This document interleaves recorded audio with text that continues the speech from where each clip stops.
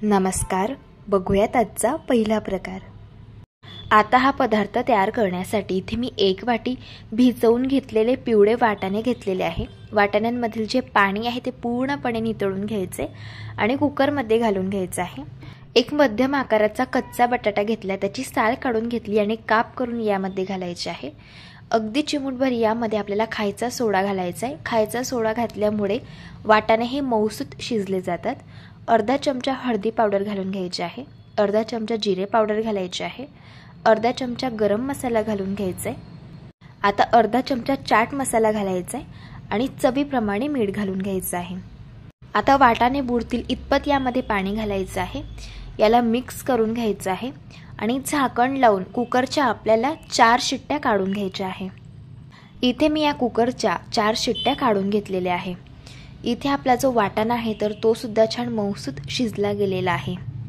आता रगडा लगेच आपण एका कढईमध्ये काढून घेऊया। थोडासा हा रगडा आपल्याला मॅश करून घ्यायचा आहे। याला जास्त देखील मॅश करायचं नाही, थोडंसंच मॅश करायचे। या रगड्यामध्ये वाटाण्याचे मोठे चंक्स असे दिसायला हवेत, या पद्धतीने याला मॅश करून घ्यायचे। तुम्ही रगड्याची थिकनेस बघून घ्या, या पद्धतीची ठेवलेली आहे। तुमचा जर रगडा खूप घट्ट झाला असेल तर यामध्ये तुम्ही गरम पाणी हे घालू शकता। इथे आपला रगडा तयार झालेला आहे। आता पॅटीस तयार करण्यासाठी 5 मध्यम आकाराची बटाटी उकळून घेतली आणि त्यांची साल काढून घेतली। बटाटी आपल्याला मॅश करून घ्यायची आहे। आता इथे मी अर्धी वाटी पोहे भिजवून घेतलेले आहे आणि पोह्यांमधील जे पाणी आहे ते काढून घेतले। पोहे घातल्यामुळे पॅटीसला बाइंडिंग खूप छान येते। आता अर्धा चमचा यात हळदी पावडर घालायची, अर्धा चमचा धणे पावडर घालायची, अर्धा चमचा जिरे पावडर घालायची आहे, अर्धा चमचा चाट मसाला घालायचा आहे आणि अर्धा चमचा गरम मसाला घालायचा। चवीप्रमाणे मीठ घालायचं। सगळे जिन्नस व्यवस्थित हाताने मिक्स करून घ्यायचे आहे आणि याचा आपल्याला छान गोळा हा तयार करून घ्यायचा आहे। इथे मी याचा गोळा तयार करून घेतलेला आहे। आता पॅटीस आपल्याला तयार करून घ्यायचे आहे, तर त्यासाठी हाताला थोडंसं तेल लावून घ्यायचे। थोडंसं मिश्रण हातामध्ये घ्यायचं आहे आणि याचे आपल्याला छान असे हे पॅटीस तयार करून घ्यायचे आहे आणि याच पद्धतीने मी सगळे पॅटीस हे तयार करून घेतलेले आहे। आता हे पॅटीस आपण शॅलो फ्राय करून घेऊयात, तर त्यासाठी तवा गरम करून घेतलाय। यावरती तेल घालून घ्यायचे आणि तेल चांगलं गरम करून घ्यायचे। तयार करून घेतलेले पॅटीस तव्यावरती घालायचे आहे। पॅटीस दोन्ही बाजूंनी मस्त असे क्रिस्पी आणि कुरकुरीत होईपर्यंत हलक्या गुलाबी रंगावरती आपल्याला चांगले भाजून घ्यायचे आहे। पॅटीस एका साइडने भाजत आले की पॅटीस उलटून घ्यायचे आणि दुसऱ्या साइडने देखील भाजून घ्यायचे। इथे मी हे पॅटीस दोन्ही साइडने छान भाजून घेतलेले आहे। पॅटीस तयार झालेले आहे। लगेच आता हे पॅटीस आपण एका प्लेटमध्ये काढून घेऊया। आता रगडा पॅटीस कसा असेंबल करायचा ते सांगते। आपल्याला एका प्लेटमध्ये मस्त सुरुवातीला गरम गरम हा रगडा घालून घ्यायचा आहे। यावरती आपल्याला हे पॅटीस ठेवून घ्यायचे आहे। चिंचची आणि पुदिन्याची चटणी यावरती घालायची आहे। दोघही चटणीच्या रेसिपीज चॅनलवरती अपलोड झालेल्या आहेत, लिंक तुम्हाला डिस्क्रिप्शन बॉक्समध्ये मिळेल। आता बारीक चिरलेला कांदा घालायचा आहे, पिवळी शेव घालून घ्यायची आहे, थोडेसे डाळिंबाचे दाणे घालायचे आहे, कोथिंबीर घालायची आहे आणि चिंचेची चटणी घालून घ्यायची आहे। तयार झाला मस्त असा हा रगडा पॅटीस, चवीला अगदी छान लागतो। या पद्धतीने एकदा नक्कीच ट्राय करून बघा। प्रकार क्रमांक 2, एका कढईमध्ये 1 छोटा चमचा आपल्याला तेल घालून घ्यायचे। तेल गरम झालं, यामध्ये 1 वाटी आपल्याला लापसीचा रवा घालून घ्यायचा, याला दलिया सुद्धा म्हटलं जातं। आता गॅसच्या अगदी मंदाचे वरती 4 ते 5 मिनिटं हा रवा आपल्याला सतत मिक्स करत भाजून घ्यायचा आहे। जसं जसं हा रवा भाजला जातो तसं तसं या रव्याचा प्रत्येक दाणा पांढरा शुभ्र दिसायला सुरुवात होते। हे बघा, अशा पद्धतीने रवा इथे भाजून झालाय आणि सांगितल्याप्रमाणे रवा छान असा पांढरा शुभ्र दिसत आहे। आता हा भाजून घेतलेला रवा आपल्याला एका प्लेटमध्ये थंड होण्यासाठी काढून घ्यायचे। तर त्याच कढईमध्ये आपल्याला 2 छोटे चमचे तेल घालून घ्यायचे। यामध्ये 1 चमचा साजूक तूप घालायचे। तुपाचा फ्लेवर यामध्ये खूप छान लागतो। आता तेल आणि तूप चांगलं कडकडीत गरम झालं, यामध्ये 1 चमचा मोहरी घातली। मोहरी तडतडल्यानंतर पाव चमचा हिंग घालून घ्यायचंय आणि 1 चमचा जिरं घालायचं आहे। आता यामध्ये 1 मोठ्या आकाराचा बारीक कापून घेतलेला कांदा घालायचा आहे। 10 ते 12 कढीपत्त्याची पानं घालूया। आता कांदा आपल्याला मऊ होईपर्यंत 3 ते 4 मिनिटं चांगला परतून घ्यायचा आहे। बघा, कांदा इथे आपला परतून झालेला आहे। आता यामध्ये 1 चमचा आलं लसूणची पेस्ट घालून घ्यायची आहे। पुन्हा 1 ते 2 सेकंद आलं लसूणची पेस्ट आपल्याला कांद्यासोबत परतून घ्यायची आहे। आता यामध्ये आपल्याला काही भाज्या घालायच्या आहे। इथे मी एक मोठ्या साईजचा कच्चा बटाटा घेतला, त्याला कट करून घेतलंय। अर्धी वाटी यामध्ये श्रावण घेवडा घालायचा आहे आणि अर्धी वाटी गाजरचे काप घालून घ्यायचे। आता गॅसच्या मोठ्या फ्लेमवरती 1 ते 2 मिनिटे या भाज्या आपल्याला परतून घ्यायच्या आहे।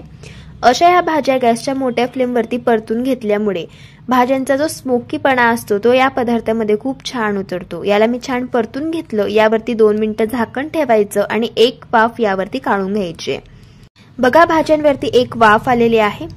आता यामध्ये आपल्याला काही मसाले घालून घ्यायचे आहे। पाव चमचा हळदी पावडर घालायची आहे, 1 चमचा लाल तिखट घालायचं, तिखट आवडीप्रमाणे कमी जास्त करू शकता। 1 चमचा काळा मसाला घालायचा आहे। तुमच्याकडे जर हा मसाला नसेल तर तुम्ही ते बिर्याणी मसाला घालू शकता आणि अर्धा चमचा गरम मसाला घालून घ्यायचा आहे। आता मसाले छान भाज्यांमध्ये मिक्स करून घ्यायचे आहे। मसाले जळू नयेत त्यासाठी यामध्ये अर्धा कप आपल्याला पाणी घालून घ्यायचंय आणि पुन्हा याला मिक्स करून घ्यायचंय आणि 1 ते 2 मिनिटं मसाल्यासोबत आपल्याला या भाज्या चांगल्या परतून घ्यायच्या। बघा इथे मी या भाज्या परतून घेतल्या। आता यामध्ये आपण भाजून घेतलेला हा लापसीचा रवा घालून घेऊया। अर्धी वाटी यामध्ये आपल्याला मुगाची डाळ घालायची आहे। मुगाची डाळ मी 2-3 वेळेस पाण्याने वॉश करून घेतलेली आहे। आता हे सर्व जिन्नस आपल्याला या भाज्यांमध्ये मिक्स करून घ्यायचे आहे। आता यामध्ये आपल्याला पाणी घालायचे। ज्या वाटीने आपण दलिया मोजून घेतला होता त्याच वाटीने 4 वाटी पाणी मी गरम करून घेतलं आणि ते पाणी यामध्ये घालायचे। सगळ्यात शेवटी यामध्ये चवीप्रमाणे मीठ घालून घ्यायचं आहे। आता झाकण ठेवायचं आणि 7 मिनिटं गॅसच्या मंद आचेवरती आपल्याला याला शिजवून घ्यायचे। इथे आज आपण दलिया खिचडी बनवत आहोत। आता ही खिचडी आपल्याला या 7 मिनिटांमधून 2-2 मिनिटांनी मिक्स करत जायची आहे, म्हणजे खिचडी तळाला चिटकणार नाही। आता पुन्हा झाकण ठेवायचं आणि याला आपल्याला शिजवून घ्यायचे। बघा मी याला शिजवून घेतलेला आहे। तयार झाली इथे आपली दलिया खिचडी। मस्त अशी गरम गरम आणि लुसलुशीत अशी ही दलिया खिचडी चवीला अगदी भन्नाट लागते आणि सगळ्यात महत्त्वाचं भरपूर सारे प्रोटीन्स युक्त तयार होते। आता सगळ्यात शेवटी यामध्ये आपल्याला कोथिंबीर घालून घ्यायची आणि याला मिक्स करून घ्यायचे।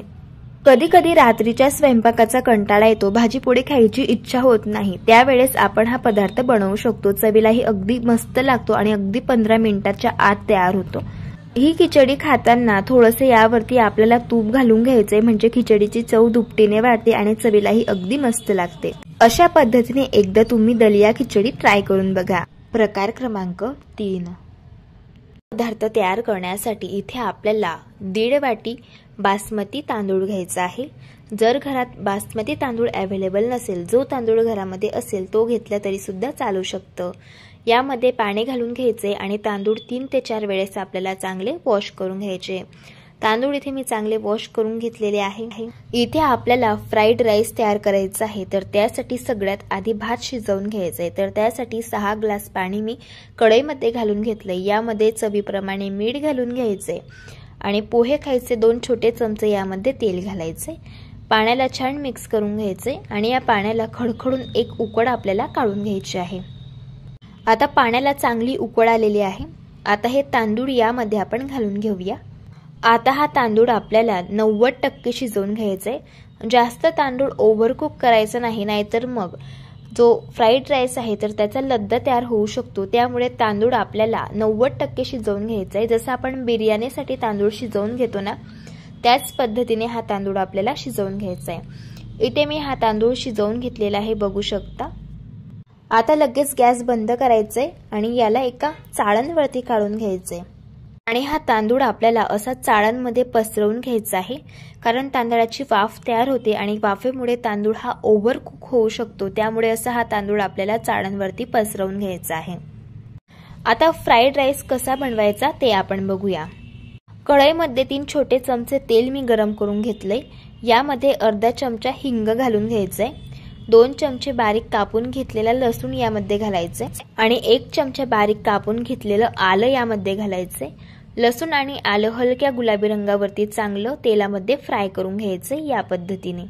आता यामध्ये अर्धी वाटी बारीक कापून घेतलेले बीन्स घालायचे, अर्धी वाटी यामध्ये आपल्याला शिमला मिरची घालायची, अर्धी वाटी गाजर घालूया आणि 1 वाटी बारीक कापून घेतलेला पत्ता कोबी घातला आणि 1 वाटी यामध्ये कांद्याची पात घालून घ्यायची आहे। आता या सगळ्या भाज्या गॅसच्या हाय फ्लेमवरती क्रिस्पी आणि कुरकुरीत होईपर्यंत 3 ते 4 मिनिटं चांगल्या आपल्याला परतून घ्यायच्या आहे। इथे मी ह्या भाज्या चांगल्या परतून घेतलेल्या आहे। आता यामध्ये आपण काही जिन्नस ऍड करून घेऊया।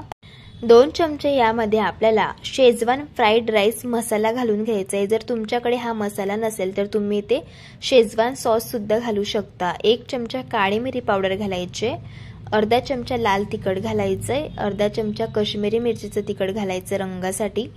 पोहे खायचे 2 चमचे यामध्ये सोया सॉस घालायचे आणि त्याच चमच्याने 2 चमचे रेड चिली सॉस घालून घेतला आणि 2 चमचे टोमॅटो केचप घातले।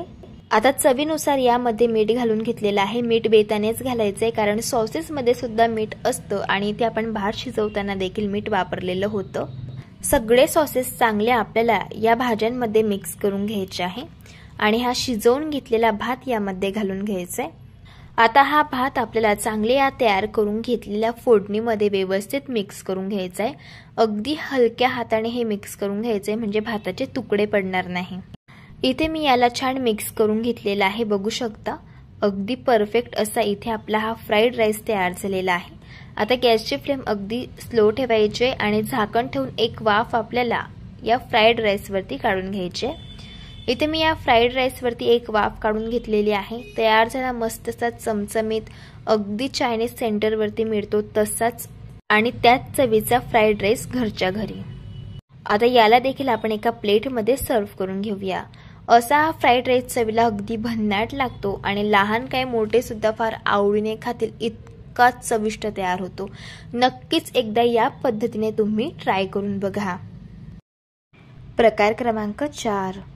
आता हा पदार्थ तयार करण्यासाठी 1 वाटी बारीक कापून घेतलेली पत्ताकोबी घ्यायची आहे। त्याच वाटीने पाव वाटी किसून घेतलेला गाजर घेतलं, पाव वाटी अगदी बारीक कापून घेतलेला कांदा यामध्ये घालायचा आहे आणि त्याच वाटीने 1 वाटी यामध्ये बेसन पीठ घालायचंय।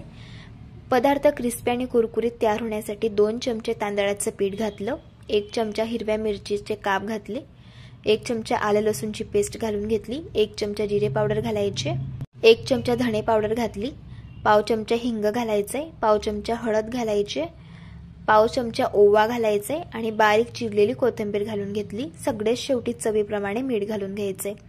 सगळे जिन्नस सुरुवातीला चांगले मिक्स करून घ्यायचे आहे। आता यामध्ये थोडं थोडं पाणी घालायचं आहे आणि याचं आपल्याला बॅटर हे तयार करायचं आहे। लक्षात ठेवा एका वेळेस जास्त पाणी घालू नका, नाहीतर मग बेसन पिठाच्या गाठी होऊ शकतात। थोडं थोडं पाणी घालून याचं आपल्याला बॅटर हे तयार करून घ्यायचंय। बॅटर इथे मी तयार करून घेतलेलं आहे। बॅटरची थिकनेस बघून घ्या, या पद्धतीची ठेवायची आहे। यापासून आपण धिरडी तयार करणार आहोत। त्यासाठी तवा इथे मी गरम करून घेतलाय, याला तेल लावून घ्यायचंय। आता हे तयार करून घेतलेलं धिरडीचं बॅटर तव्यावरती घालून घ्यायचंय आणि याला पसरवून घ्यायचं आहे। बॅटर मध्ये आपण भरपूर भाज्या घातलेल्या आहेत त्यामुळे अगदी गोलाकार असं हे धिरडं होत नाही। धिरडं आपल्याला दोघी बाजूने चांगलं भाजून घ्यायचं आहे।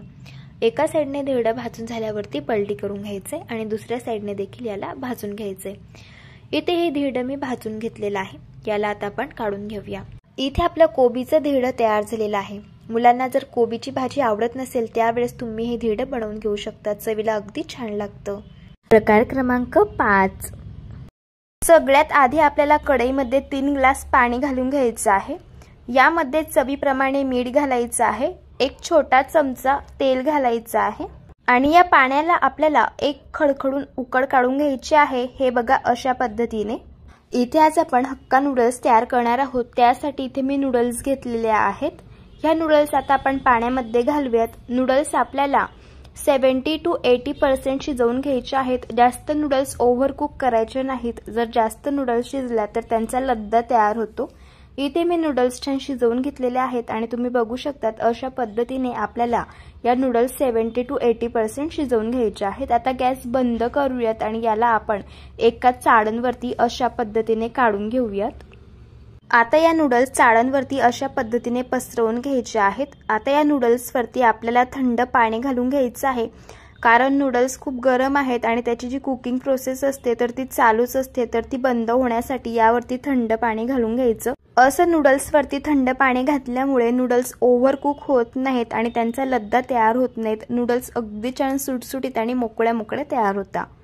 आता इथे मी गॅसवरती कढई गरम करायला ठेवलेली आहे। यामध्ये आपल्याला 3 छोटे चमचे तेल घालायचे। तेल गरम झालं, यामध्ये 1 चमचा मोहरी घालूया।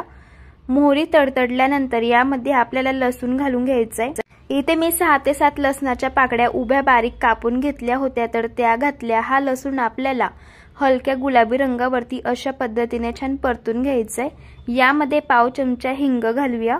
आता इथे मी एक मोठ्या साईजचा कांदा घेतला आणि याला अशा पद्धतीने उभा कापून घेतलेला आहे। आता हा कांदा आपल्याला गॅसच्या अगदी हाय फ्लेम वरती 3 ते 4 मिनिटं हलक्या गुलाबी रंगावरती छान परतून घ्यायचंय। हे बघा अशा पद्धतीने। इथे मी 1 वाटी पत्ता कोबी अशा पद्धतीने उभी बारीक कापून घेतलेली आहे आणि आता यामध्ये त्याच पद्धतीने मी कापून घेतलेली शिमला मिरची घालत आहे।